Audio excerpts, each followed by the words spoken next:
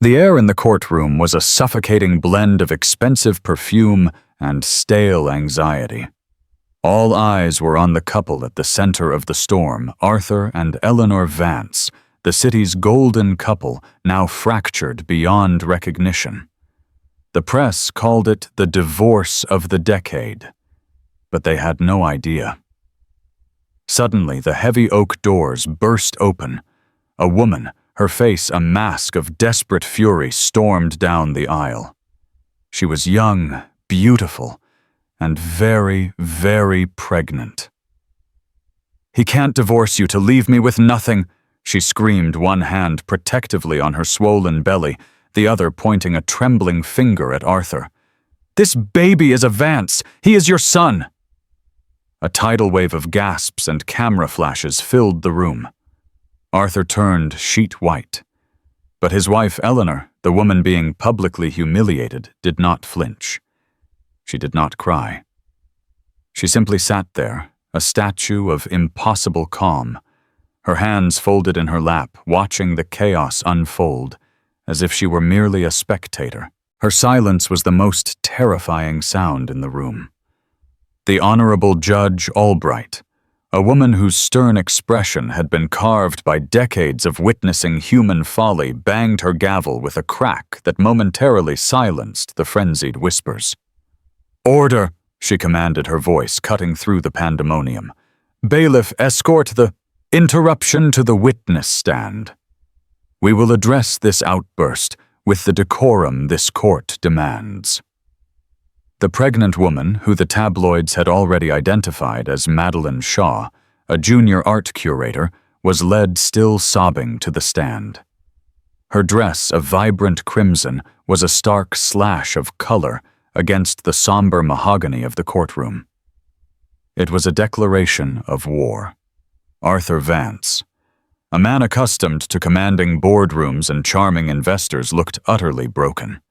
He couldn't meet his wife's eyes. He couldn't look at Madeline.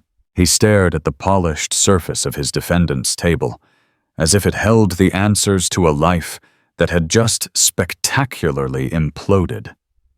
His lawyer, a silver-haired shark named Mr. Harrington, was already on his feet, whispering furiously into Arthur's ear, but his client seemed deaf to the advice. "State your name for the record," Judge Albright said, her gaze fixed on Madeline. "Madeline Shaw," she answered, her voice trembling but defiant. "And I am here because Arthur Vance is trying to erase me, to erase his son." She placed a hand on her belly again, a gesture both maternal and theatrical. "He promised me everything. He told me his marriage was a loveless sham, a business arrangement. He said he loved me. He begged me to have his child, the heir he said his wife could never give him." A new wave of murmurs rippled through the gallery. The accusation of infertility, lobbed like a grenade at the stoic Eleanor, was brutally personal. Every eye in the room swiveled to her, waiting for the crack in her perfect composure. They wanted to see the tears, the fury, the shame. They saw nothing. Eleanor Vance sat with an unnerving stillness, her posture impeccable. She was an architect, a woman who built things, who understood that a strong foundation was everything. Her face, framed by dark, elegant hair, was a study in neutrality. Her lawyer, Beatrice Croft, a woman with a mind as sharp as her tailored suit, placed a reassuring hand on her arm, but Eleanor gave no indication she had even felt it. She simply watched Madeline, her gaze not cold, but analytical, as if she were examining a structural flaw in a blueprint. "Mr. Harrington," the judge said, turning her attention to Arthur's counsel, "your client is being accused of fathering this woman's unborn child. This has a direct bearing on the division of assets and potential future support. Do you have a response?" Harrington cleared his throat, adjusting his tie. "Your Honor, my client vehemently denies making any such promises. Miss Shaw was a regrettable indiscretion, a youthful mistake. We believe she is an opportunistic individual attempting to extort the Vance family. We have no proof that the child is in fact Mr. Vance's." "I knew you'd say that," Madeline shrieked, lurching forward before the bailiff gently restrained her. "I have texts, I have emails, I have everything, and I demand a paternity test right here, right now. Let's see who's lying then." The room held its breath. This was it. The moment of truth. A court-ordered DNA test would settle everything. It would prove Arthur a liar and a cheat, cementing Madeline's claim on the vast Vance fortune. For Eleanor, it would be the final crushing humiliation. Mr. Harrington looked ready to object to delay to file a dozen motions to bury this demand in paperwork. But before he could speak, a new voice, calm and clear, filled the silence. It was Beatrice Croft, Eleanor's lawyer. She had risen to her feet, her expression unreadable. "Your Honor." Beatrice said, her voice steady and measured. "We will not be objecting to Miss Shaw's request." A collective gasp went through the courtroom. Harrington's jaw literally dropped. Arthur looked up, his face a mask of disbelief and horror. Why would they agree? Why would Eleanor willingly walk into this final public degradation? Beatrice Croft continued, her words precise and deliberate. "In fact, we welcome it. My client, Mrs. Vance, has always believed in the truth, no matter how painful. We agree to a court-mandated, legally binding DNA test to establish the paternity of Miss Shaw's child." Madeline Shaw smiled a triumphant, tear-streaked smirk. She had won. She had blown up their perfect lives and was about to be rewarded for it. But Beatrice wasn't finished. She held up a single finger, pausing for dramatic effect, that held every person in the room captive. "However," she added, her voice dropping slightly, drawing everyone in, "we have one condition." Judge Albright raised an eyebrow. "Go on, Ms. Croft." "To ensure a complete and irrefutable result, free from any possible ambiguity or future legal challenge regarding the Vance family lineage," Beatrice stated, "we stipulate that the sample from the unborn child be tested not only against Mr. Arthur Vance, but also against his father, Mr. Robert Vance." The silence that followed was no longer quiet. It was a crushing physical presence. The demand was bizarre, unorthodox. Why on earth would they need to test the grandfather? It seemed redundant, almost nonsensical. Mr. Harrington shot to his feet. "Objection, Your Honor. That is preposterous. It's irrelevant and deeply insulting to the Vance family patriarch. What possible legal grounds could they have for such an invasive and offensive request?"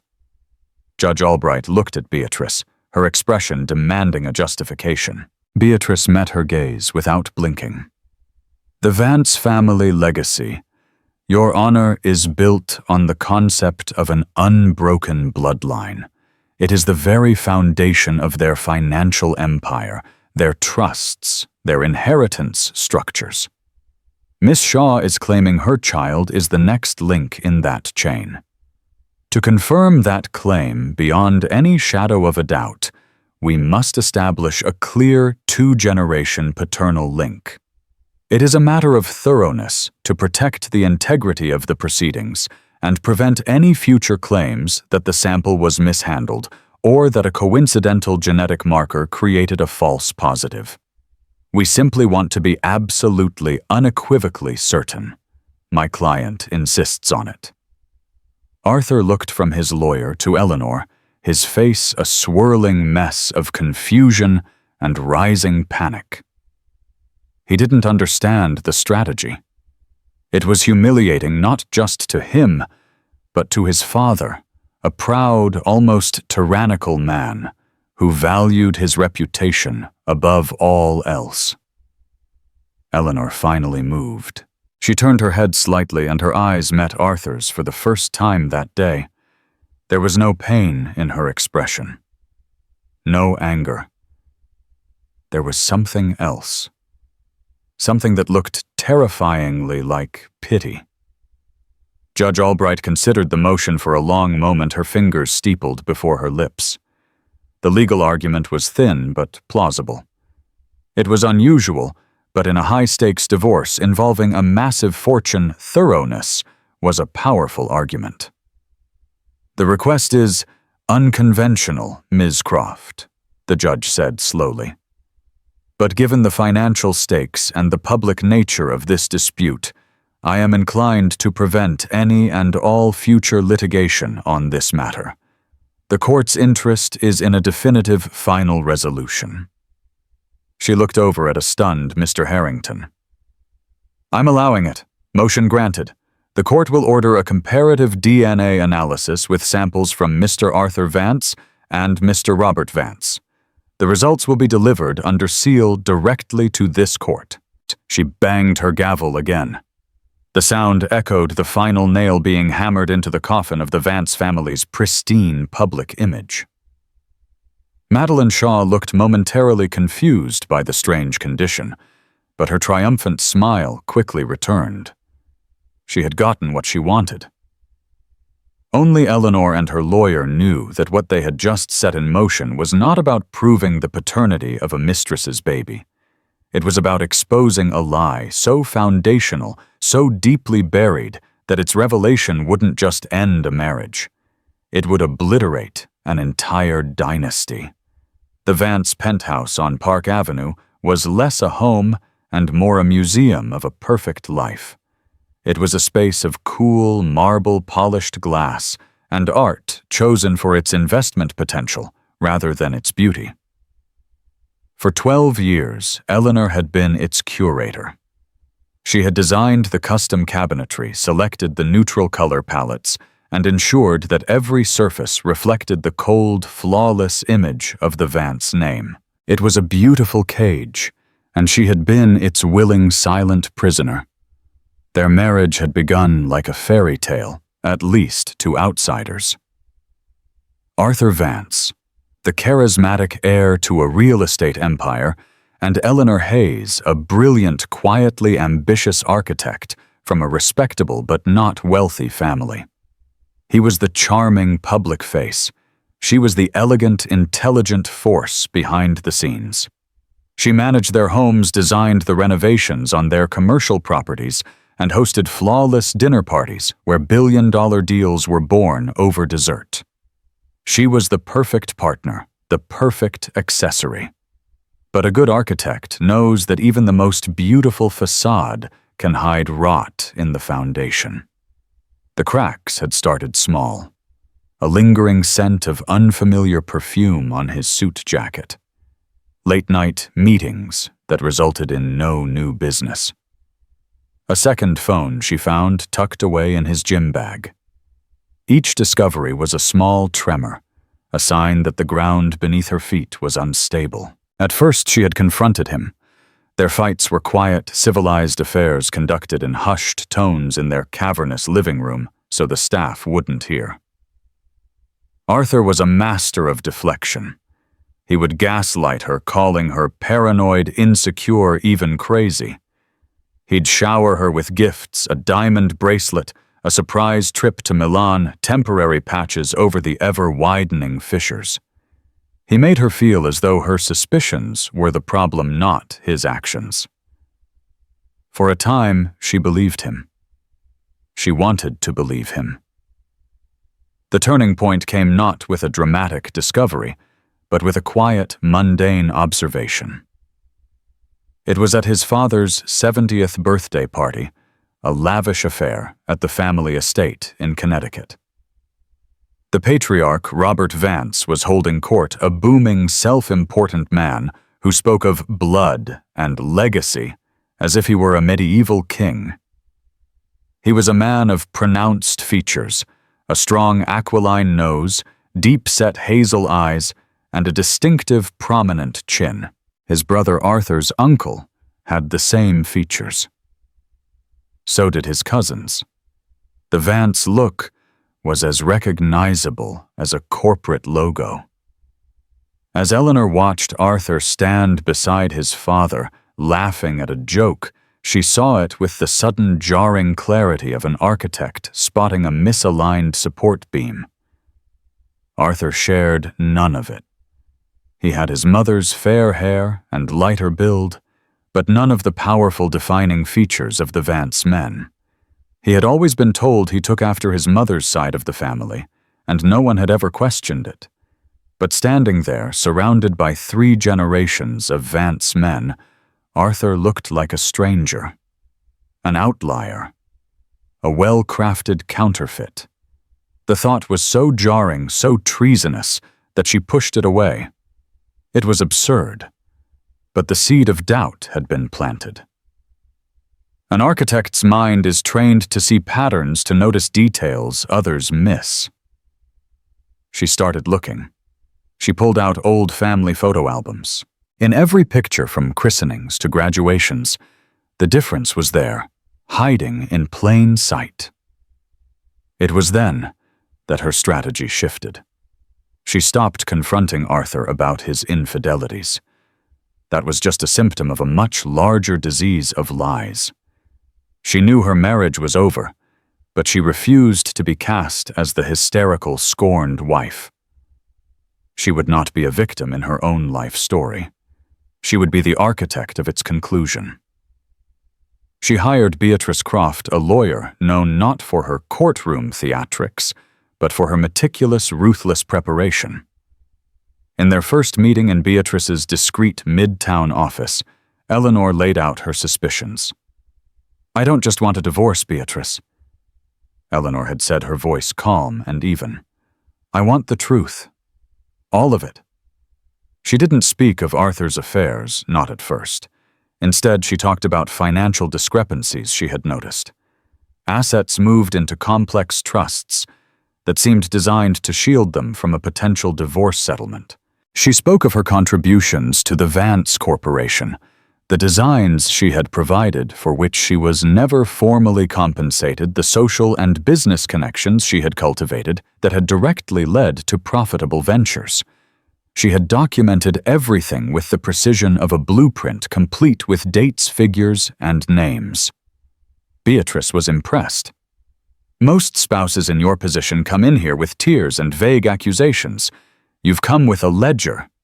But what does this have to do with—" "The other thing, the foundation, Beatrice," Eleanor explained.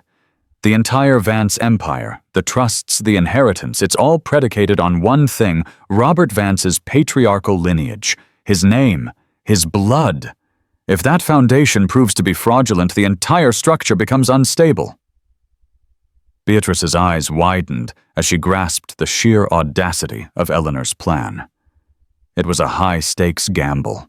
If she was wrong, she would be eviscerated in court and in the press for making such a malicious, unfounded accusation against a powerful family. "How can you be sure?" Beatrice asked, her voice a low whisper. "I can't be," Eleanor admitted. "Not 100%. But I know my husband. I know his father. Their greatest weakness is their pride, their arrogance. They believe they are untouchable. And Arthur's current affair, this girl Madeline, she's not like the others. She's reckless, desperate. She thinks she's a player in their game, but she's just a pawn. And I'm going to use her to checkmate the king." Over the next 6 months, Eleanor played the part of the long-suffering wife perfectly. She continued to host dinners, smile at charity events, and ignore the whispers. In private, she and Beatrice worked tirelessly, building their case brick by brick. They hired a discreet private investigator who confirmed Arthur's affair with Madeline Shaw, documenting their meetings, his lavish gifts, and his empty promises. When Madeline became pregnant, Eleanor knew her moment had arrived. She knew Arthur would be panicked, and his first instinct would be to cut Madeline off to try and make the problem disappear. And she knew a woman like Madeline wouldn't disappear quietly. She would detonate. The day Arthur finally confessed and asked for a divorce, telling Eleanor he wanted to end things amicably, Eleanor had agreed with a serenity that deeply unsettled him. She filed first. Her petition was simple, straightforward, making no mention of infidelity. It was a quiet, dignified request for the dissolution of a marriage. It was a trap, and Arthur walked right into it.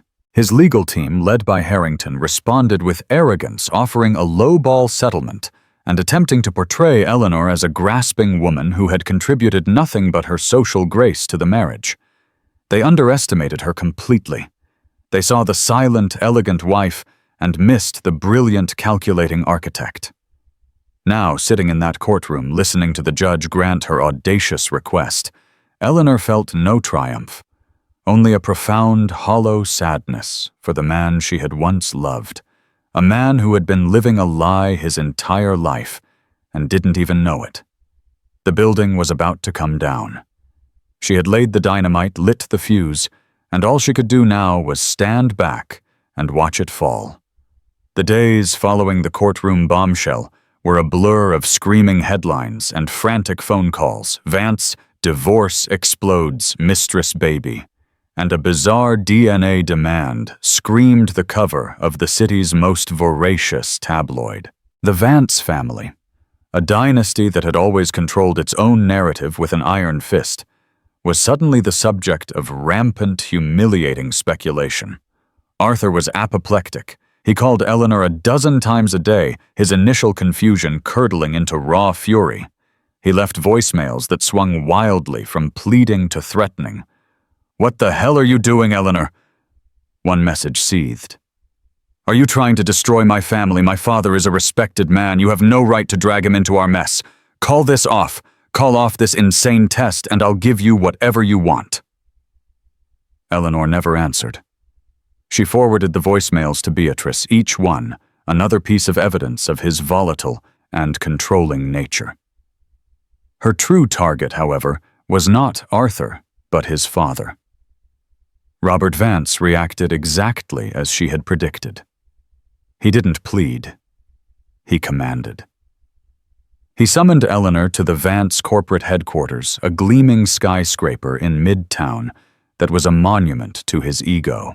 Eleanor walked into the lion's den without flinching. Robert's office was on the top floor, a vast expanse of dark wood, leather, and glass with a panoramic view of the city he considered his kingdom. He was standing by the window, his back to her, a titan surveying his domain. "This is a mistake," he said without turning around. His voice was a low rumble used to immediate obedience. "You are making a very grave mistake, Eleanor." "It's a divorce, Robert," she replied, her voice even. "The mistake was made long before we ever set foot in a courtroom." He turned then, his hazel eyes burning with cold fury. "Do not play games with me. This stunt with the DNA test. It is a pathetic, transparent attempt to embarrass me into a larger settlement.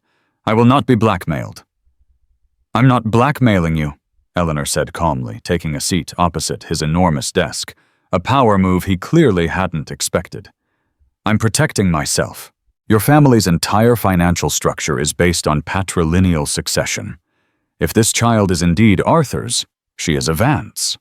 Her claim needs to be validated beyond reproach. I would think you, of all people, would appreciate the need for absolute certainty when it comes to bloodlines." She had used his own language, his own obsession, against him. He stared at her momentarily speechless. He had always seen her as a decorative, compliant daughter-in-law. This calm, steely woman was a stranger to him. "You are overreaching," he finally managed to say, his voice tight with barely suppressed rage. "You will be publicly shamed for this. I will personally see to it that your reputation is ruined. You will be a pariah." "My reputation?" Eleanor gave a small, sad smile. "Robert, your son brought his pregnant mistress into a public courtroom to humiliate me. What reputation do I have left to protect? I have nothing to lose. You, on the other hand, have built your entire life on a specific narrative. The narrative of the powerful, unbroken Vance lineage. Are you truly confident enough in that narrative to let it be scrutinized?" It was a direct challenge, a masterful piece of psychological warfare. She wasn't accusing him of anything outright. She was simply introducing a sliver of doubt, forcing him to question a truth he had never considered questionable. A flicker of something, was it fear, uncertainty, crossed his face, before being replaced by his usual mask of arrogant indignation. "Get out of my office," he snarled. Eleanor rose gracefully. "The court order stands, Robert. Your sample will be collected next Tuesday." Meanwhile, Madeline Shaw was basking in her newfound notoriety.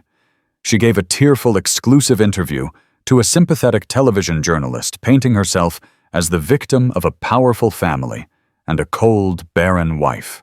"All I want is for my son to have his father's name," she wept on camera, clutching a sonogram picture. "Arthur loves me. He was just trapped. He told me Eleanor was cold, that their marriage was just for show. He said he could never truly be himself with her." She was, as Eleanor had predicted, the perfect pawn. Her public pronouncements only served to harden public opinion against the Vances and make Eleanor's demand for a comprehensive DNA test seem less malicious and more like the action of a woman pushed to her absolute limit. The day of the sample collection was a tense, clinical affair. It took place not at a hospital, but at a neutral court-appointed genetics lab, ensuring the chain of custody was unbreakable. Arthur arrived looking haggard, his face pale and drawn. Robert Vance arrived flanked by 2 lawyers, his expression thunderous. He refused to look at or speak to Arthur. The rift between father and son was already a gaping chasm. They were processed separately. A simple buccal swab from the inside of each man's cheek, sealed, labeled, and signed. Madeline had her amniocentesis performed the same day the sample from her unborn child rushed to the same lab under a bailiff's supervision. In Beatrice Croft's office, the atmosphere was one of quiet anticipation. "It's a monumental gamble, Eleanor," Beatrice said, pacing in front of her window overlooking the city. "If this comes back showing what they all expect it to show, that the baby is Arthur's and Arthur is Robert's, then we've handed them a victory. We'll look vindictive and foolish. Harrington will use it to paint you as unhinged." "He will try to do that anyway," Eleanor replied, her gaze distant. She was looking at the blueprints for a small community library she had been designing pro bono, her fingers tracing the clean, logical lines. "This was never about looking good, Beatrice. It was about exposing the truth. A flawed foundation can't support a structure indefinitely. Sooner or later, it's destined to collapse. We're just testing the integrity of the concrete." Beatrice stopped pacing and looked at her client with a deep sense of admiration. In a world of loud, messy emotions, Eleanor Vance was a creature of quiet, formidable logic. She had made a calculated demand, one that everyone else saw as an act of emotional warfare. But they were all looking at the wrong part of the equation. They were focused on the mistress and the baby. They were focused on the affair. They had completely missed the real target. And in a matter of weeks, an unassuming sealed envelope would arrive, and the entire magnificent edifice of the Vance family would come crashing down. The wait for the DNA results plunged the Vance family into a state of suspended animation. The world watched, but within the gilded cages of their Park Avenue apartments and Connecticut estates, a silent psychological war was being waged. The family, which had once presented a united, impenetrable front to the world, was fracturing under the pressure of a secret nobody could yet name. Arthur became a recluse.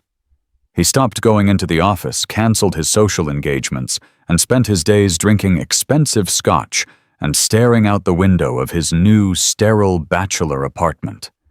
His fury at Eleanor had evaporated, replaced by a gnawing, shapeless dread. Her strategy made no sense to him. Why drag his father into this? Why insist on a test that could only confirm his own humiliation? He replayed their entire life together in his mind, searching for a clue a hint of this cold, calculating woman she had become. He found nothing which terrified him even more. He felt like a man in a dark room hearing the floorboards creak all around him, knowing something was coming for him, but unable to see its face. His relationship with Madeline also began to fray. Her constant calls and texts, once a source of illicit excitement, now felt like a relentless siege. She wanted reassurances he couldn't give. She talked incessantly about their future, about the baby, about the life they would have once the Vance money was hers, theirs. Her victory in court had made her bold, and her boldness began to look like avarice. The desperate romantic woman he thought he loved was being replaced by a grasping, demanding stranger. He began to wonder if his lawyer Harrington had been right about her all along. Robert and Genevieve Vance Arthur's parents retreated behind the fortified walls of their Connecticut mansion. Genevieve, a woman whose life had been dedicated to maintaining appearances, was utterly undone by the public scandal. She wept, she raged, she blamed Eleanor, she blamed Madeline, she blamed Arthur, she blamed everyone but the patriarchal system she had so ardently upheld. Robert, however, was a different story. His initial volcanic anger had cooled into a chilling, unnerving silence. He became obsessed. He spent hours locked in his study, a room filled with leather-bound books and portraits of stern-faced Vance ancestors. He pored over old family records, birth certificates, and medical histories, as if searching for a clerical error that could explain the impending doom he felt, but could not articulate. Eleanor's demand had done more than just embarrass him. It had planted a seed of doubt in the one area of his life he had always considered sacrosanct, his own bloodline. He found himself staring at his son's photographs, really looking at him for the first time, and seeing what Eleanor had seen. The lack of resemblance, the subtle yet undeniable differences that he had dismissed for over 40 years. He started having flashbacks, fragmented memories of the early years of his marriage to Genevieve. She had been a beautiful, vivacious woman, but there had been a wild, melancholic streak to her. There had been a difficult period, a few months, when he was traveling extensively for work, when their marriage had been strained. He remembered arguments, her tears, a profound distance between them. It was a lifetime ago, a chapter he had long since sealed shut. Now Eleanor's inexplicable legal maneuver had pried it open. The whispers in their gilded cage grew louder. "Why would she do this, Robert?" Genevieve would ask him nightly, her voice shrill with hysteria.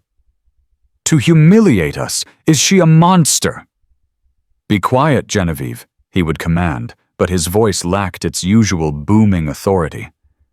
It was thin, brittle. He made a call to a very old friend, a retired doctor who had been their family physician for decades.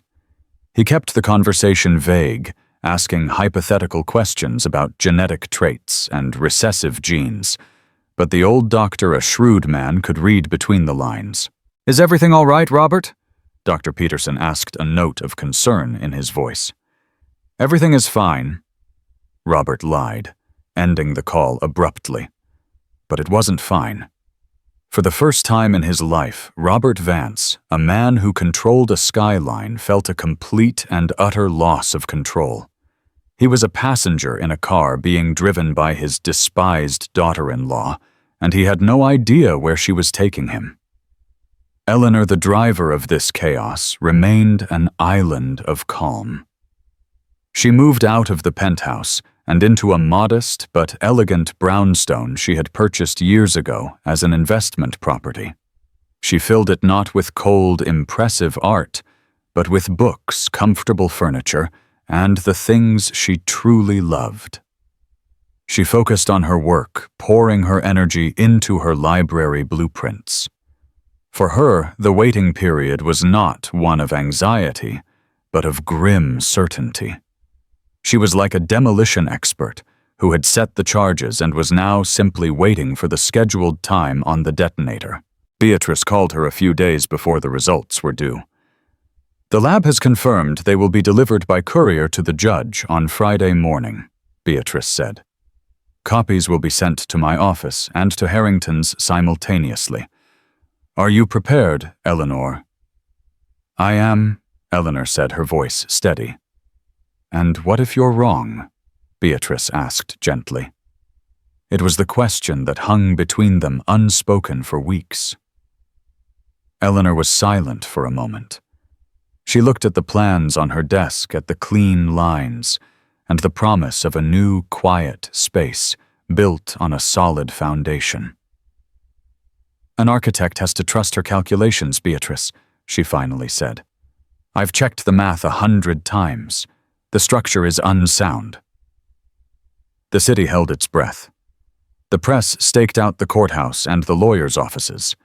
Madeline Shaw confidently told a reporter she was planning a baby shower fit for a prince.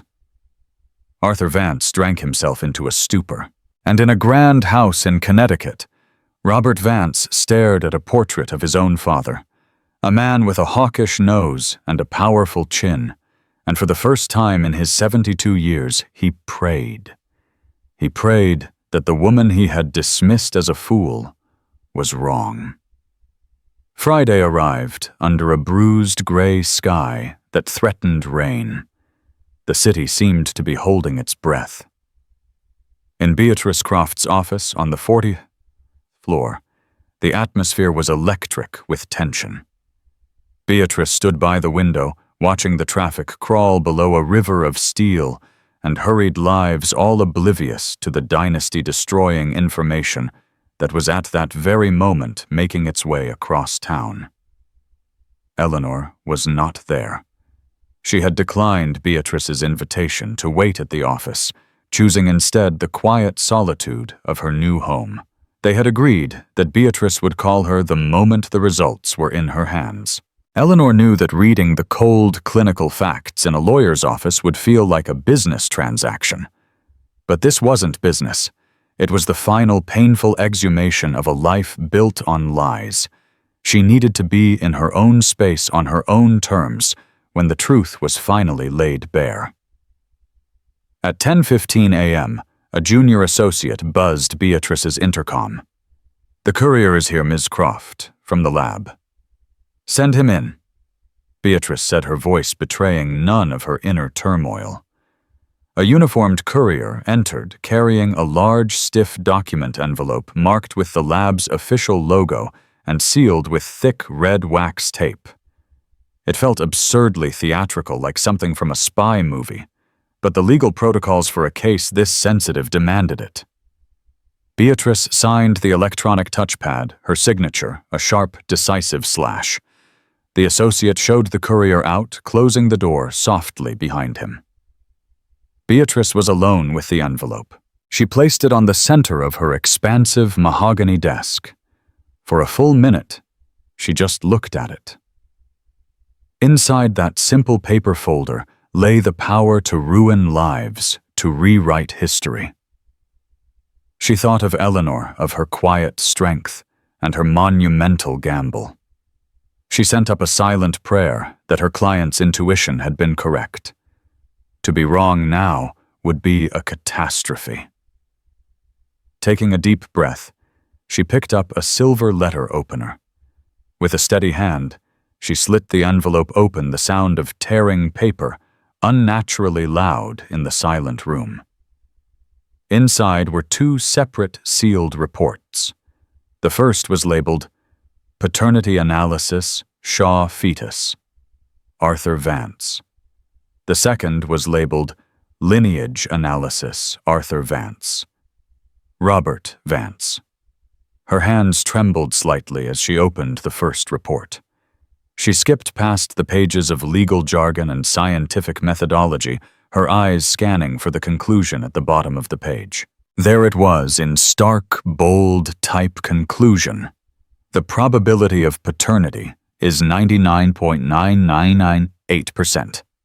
Based on the analysis of the genetic markers, Arthur Vance cannot be excluded as the biological father of the male fetus carried by Madeline Shaw. Beatrice felt a knot of dread tighten in her stomach. Part 1 was a victory for Madeline. Arthur was the father. As expected. Harrington would be gloating. The press would have a field day. This made the second report even more critical. If it showed what everyone expected, their case would be in ruins. With a sense of impending doom, she opened the second envelope. This report was structured similarly, a comparison of genetic markers between father and son. Her eyes flew to the bottom of the page to the final definitive conclusion. She read it once. Then she read it again, her mind struggling to process the words. Conclusion. The probability of paternity is 0%. Based on the analysis of the genetic markers, Robert Vance is excluded as the biological father of Arthur Vance. Beatrice sank into her leather chair, the air leaving her lungs in a rush. A slow smile spread across her face. It was not a smile of triumph, but of awe at the sheer, beautiful, devastating audacity of Eleanor's plan. She had done it. The architect had found the fatal flaw in the foundation, and the proof was right here in her hands, printed in cold, scientific, undeniable black and white. She reached for the phone and dialed Eleanor's number. It rang only once. "Beatrice," Eleanor answered. Her voice was perfectly calm, as if she were asking about the weather. "Eleanor," Beatrice began, her own voice thick with emotion. "The package has arrived." And Beatrice took a deep, steadying breath. "The first report confirms it. The baby is Arthur's." There was a pause on the other end of the line. Beatrice could hear the faint sound of Eleanor's breathing, even and controlled. "I see," was all she said. "The second report, Eleanor." Beatrice paused, letting the weight of the moment settle. "The second report confirms it, too." She didn't need to say more. Eleanor understood. "Arthur is not Robert Vance's son." Beatrice stated the words, sounding both cataclysmic and profoundly simple. Another silence, longer this time. Beatrice could picture Eleanor in her quiet brownstone, her back straight, her expression unreadable. She wasn't celebrating. She was absorbing the final confirmation of a truth she had suspected for years, a truth that had colored every interaction, every holiday, every hollow "I love you" in her marriage. "Thank you, Beatrice," Eleanor said finally. Her voice still quiet, but with an undercurrent of something new. It wasn't relief. It was finality. The end of a chapter. The clearing of a site before new construction could begin. "Inform Mr. Harrington. Tell him we will see them in court on Monday to present the findings to the judge." "What do you think they'll do?" Beatrice asked. "They will panic," Eleanor said. "Robert will try to bury it. Harrington will file motions to have the results thrown out. Arthur will simply break. But it's too late. The truth is out of the box now, and it can't be put back in." As Beatrice hung up the phone, she looked down at the two reports on her desk. One was a simple, sordid story of infidelity. The other was a tragedy 40 years in the making.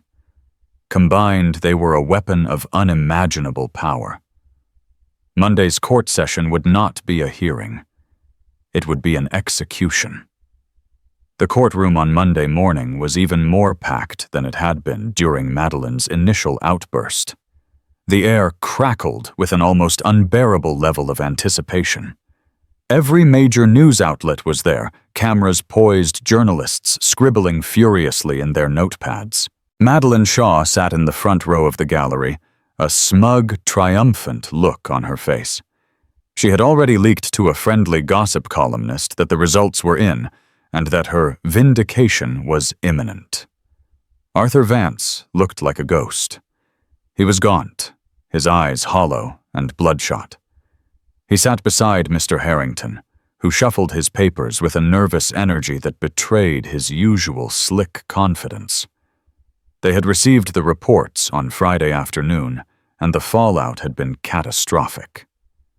Harrington had spent the entire weekend fielding hysterical, threatening calls from Robert Vance and trying to formulate a legal strategy to suppress the second report, but he knew it was hopeless. The chain of custody was perfect, the lab unimpeachable, the court order absolute. At the plaintiff's table, Eleanor and Beatrice Croft were pillars of calm in the swirling storm. Eleanor wore a simple dark gray dress. She looked not like a victor, but like someone attending a funeral. In a way she was. Judge Albright entered, and the room fell silent. "We are here," she began, her voice grim, "to review the results of the court-ordered DNA analysis in the matter of Vance versus Vance. Ms. Croft, since your client stipulated the terms of the test, you may present the findings." Beatrice rose, holding the certified copies of the lab reports. "Thank you, Your Honor." She walked to the center of the courtroom, her heels clicking softly on the marble floor. "Your Honor, as per the court's order, a two-part analysis was conducted. The first was to determine the paternity of the child being carried by Ms. Madeline Shaw in relation to my client's husband, Mr. Arthur Vance." She paused, letting the anticipation build. Madeline leaned forward in her seat, a wide grin spreading across her face. "The results of that test are conclusive," Beatrice announced, her voice ringing through the silent room. "The certified lab report confirms with a 98% probability that Arthur Vance is the biological father of Ms. Shaw's unborn son." A loud wave of murmuring erupted. Madeline burst into performative sobs of vindicated relief. Arthur slumped in his chair as if he'd been physically struck. This was it. The public confirmation of his betrayal. The ultimate humiliation for his wife. He risked a glance at Eleanor, expecting to see her shattered, but Eleanor's expression remained unchanged. She simply watched Beatrice, waiting. "Order," Judge Albright commanded. "Let Ms. Croft finish." Beatrice waited for the room to quiet down again. "However, Your Honor," she continued, and the shift in her tone commanded everyone's attention. "That was only the first part of the analysis this court ordered. We also sought for the purposes of irrefutably establishing the child's claim to the Vance family legacy to confirm the paternal lineage between Arthur Vance and his father Robert Vance." And from the back of the courtroom, a commotion could be heard.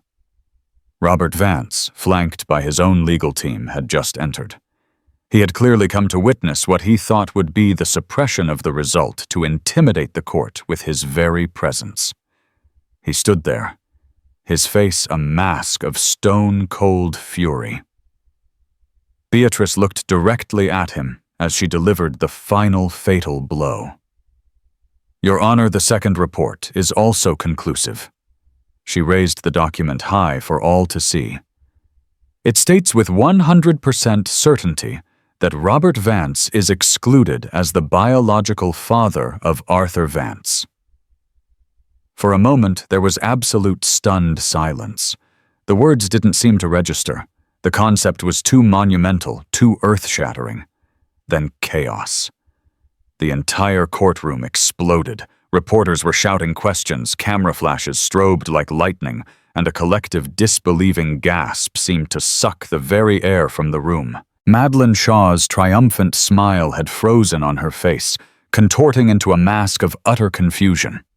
Her victory had just turned to ash in her mouth. She was having the baby of a Vance, yes, but not the kind of Vance she thought. Not the heir to the great Robert Vance's empire. She was having the baby of a fraud.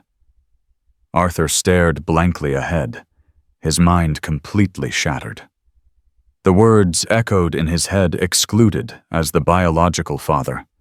His entire life, his identity, the name he carried, the legacy he was meant to inherit, it was all a lie. He wasn't a Vance. He was nothing. A low, guttural moan escaped his lips, a sound of pure animal agony. But the most dramatic reaction came from the back of the room. Robert Vance turned a ghastly shade of gray. His carefully constructed world, his obsession with blood and legacy, had been demolished by a single sentence. He staggered back, one hand clutching his chest, his eyes wide with a terror that went beyond public humiliation. It was the terror of a king whose entire kingdom had just been revealed to be built on sand. He looked at his wife Genevieve, who was now being helped into the courtroom by a relative, her face a mess of tears and dawning horror. Her secret was out. "This is a lie, a fabrication." Harrington was on his feet, shouting, his voice shrill with panic. "This is a malicious, fraudulent document procured by a vengeful woman. Are you accusing a court-appointed certified laboratory of perjury and fraud, Mr. Harrington?" Judge Albright asked, her voice dangerously quiet. Harrington sputtered, his argument collapsing before it even began. "No, Your Honor, but—" "Then I suggest you sit down." The judge's gaze swept over the scene of utter devastation. She looked at Arthur now, openly sobbing at his table. She looked at the apoplectic Robert Vance and the crumbling Genevieve. Finally, she looked at Eleanor, who had not moved, who had not shown a flicker of triumph. She simply sat there, a silent architect, who had just witnessed the controlled demolition she had so meticulously planned. The unraveling was complete. The truth once revealed was like a chemical reaction that could not be reversed. The great Vance family, the titans of industry, the paragons of legacy had been exposed. The foundation was not just flawed, it was non-existent. And everything they had built upon it was now turning to dust. In the aftermath of the courtroom apocalypse, the Vance empire did not just tremble, it imploded. The scandal was a feeding frenzy for the media, but the real damage was happening behind the closed doors of boardrooms and banks. The carefully constructed trusts, all based on the direct mail issue of Robert Vance, were thrown into legal chaos. Shareholders grew nervous, business partners pulled back, and the stock of Vance Holdings plummeted. The narrative of stability and unbroken legacy, which Robert had spent a lifetime cultivating, was annihilated overnight.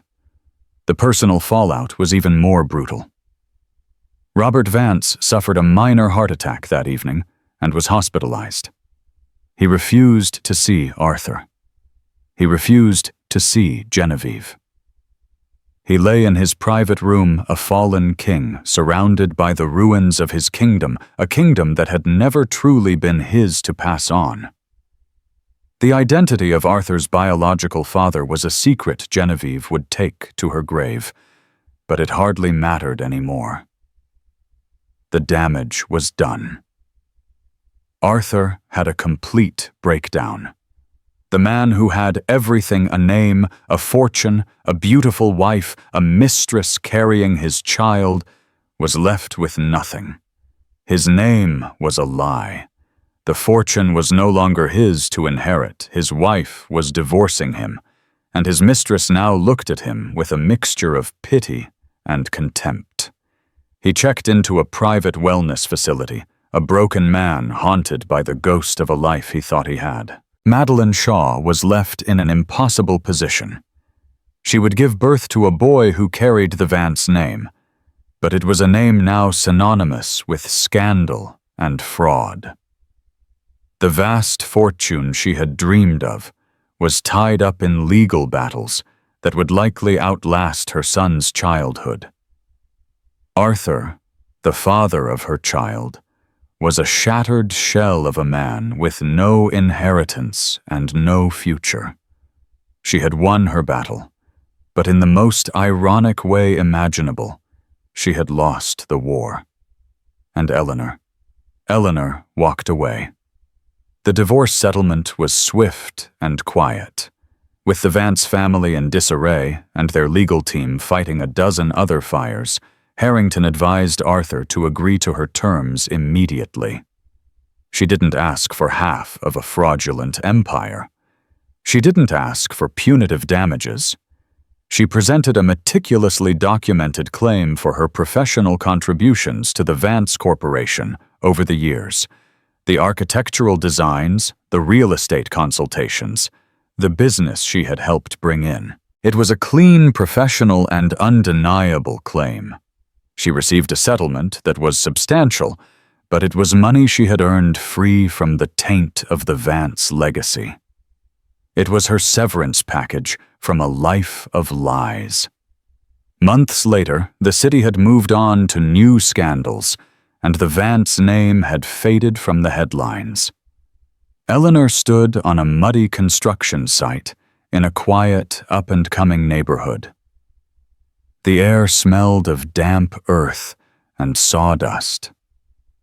In front of her was the cleared ground where her community library would be built. She held a set of rolled-up blueprints in her hand. She had designed it herself. It was a beautiful structure, full of light and open spaces with strong, honest lines, and a foundation of solid, reinforced concrete. It was a place for stories, a place for truth. Her phone buzzed. It was Beatrice. "He signed the final papers this morning," her lawyer said. "It's officially over, Eleanor. You're free." Eleanor looked up at the sky, a brilliant, clear blue after a week of rain. She felt a profound sense of peace settle over her, quiet and deep. She had not acted out of revenge. Revenge was a messy, emotional act. She had acted as an architect. She had identified a fatal structural flaw and knew the building had to come down before it collapsed and hurt more people. She had done it cleanly, precisely, and with a heavy heart. She had lost a husband and a life she once thought she wanted. But she had reclaimed something far more valuable herself.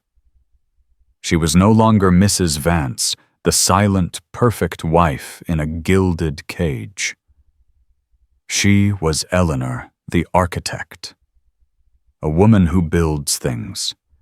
And looking at the empty plot of land and the blueprints in her hand, she knew with absolute certainty that her greatest creation was yet to come. That's the story of Eleanor Vance, a woman who proved that the quietest person in the room is often the most powerful. She didn't scream or cry or throw plates. She waited, she planned, and she used the one thing her enemies never expected: the truth. Her story is a powerful reminder that a life built on lies, no matter how grand or imposing, has a foundation of sand ready to be washed away by the first tide of discovery. It shows us that true strength isn't about weathering the storm, but about being the one with the wisdom to predict the weather and the courage to tear down a faulty structure before it collapses on top of you. What did you think of Eleanor's incredible strategy? Was it cold-hearted justice or a masterclass in survival? Let us know your thoughts in the comments below. We read every single one.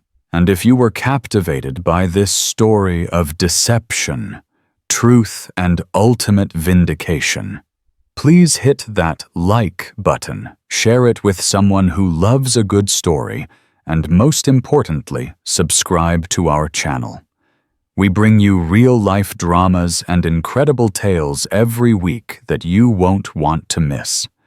Thank you for listening.